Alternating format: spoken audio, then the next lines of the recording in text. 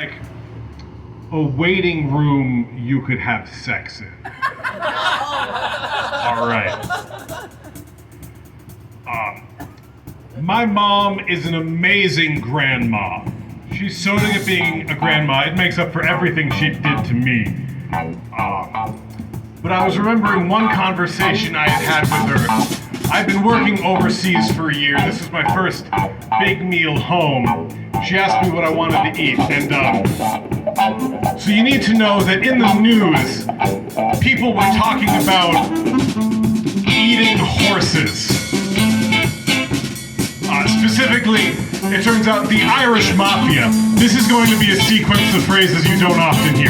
The Irish Mafia was fabricating horse passports in order to traffic horses into countries where they could be slaughtered. Actually, let me start over because I feel like that's the important part.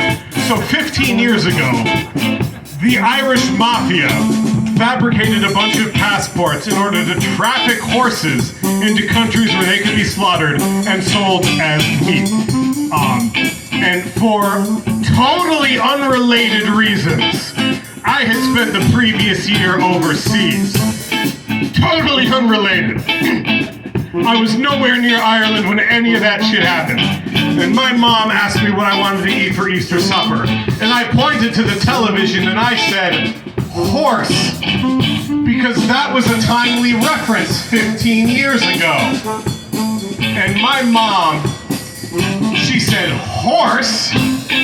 And this is where it gets weird for me. Horse? You want to eat heroin? You know, I used to be married to a heroin dealer. Fucking what? Yeah, I was 16. He was a heroin dealer. He was gonna help me run away from home, and then our love would help him get clean. Spoilers, it did not. He did, one time, save her from a nightclub fire where he dragged her up the outside of the crowded staircase. So thank you, random 1970s New York heroin dealer. If you were the guy selling to the Velvet Underground, thank you for your role in music history. So that is the strangest conversation I've ever had with my mom. When she was 14, she went to Woodstock to sell snakes. I am never going to be that cool, okay? I have lived my entire life trying to touch that. I can't even get anywhere close. She wiped my ass too. I got very close. So I listen to a lot of radio. Any NPR fans here? NPR and I, we're a lot alike. Excellent taste in music. Always asking for money. And when we ask for money, we ask for it fucking weird too. We're like, give me your car! If that sounds familiar, that's what a carjacker says when he's carjacking you. NPR also a big fan of saying, hey, we'll take your boat away for free!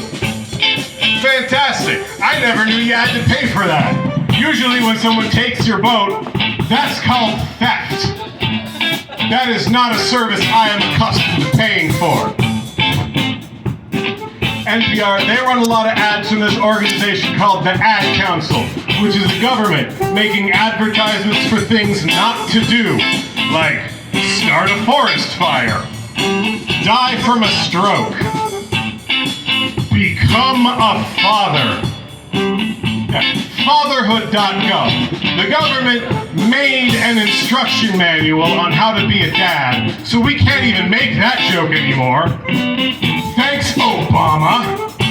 My dad had an excuse. I'm gonna have to tell my kid, yeah, I treated you like Super Street Fighter 2 for the Super Nintendo. I just didn't read the manual. I figured out how to do a Hadouken the hard way. Now you and me, we're gonna go in the backyard. I'm gonna push your buttons till your hands catch fire. That's parenting.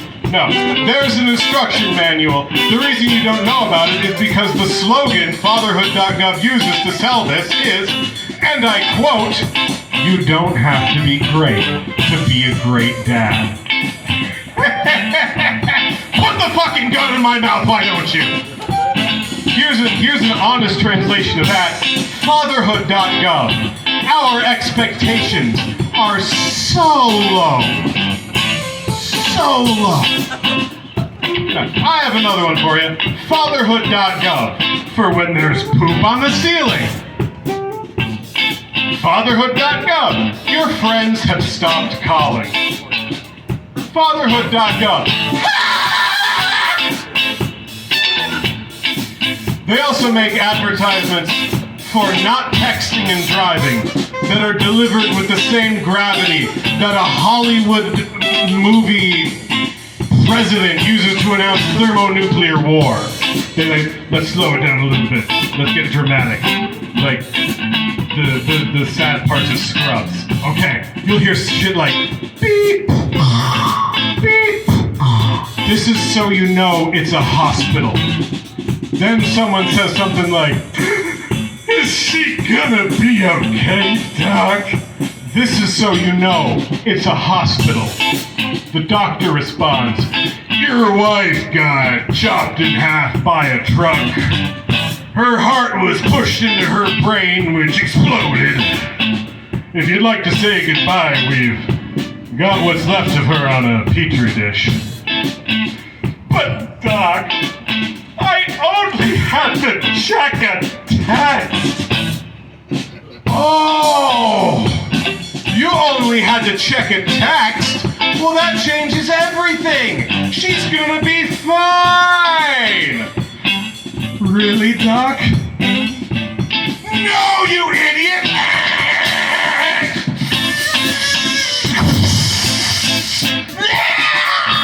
My eyes are boiling out of my skull!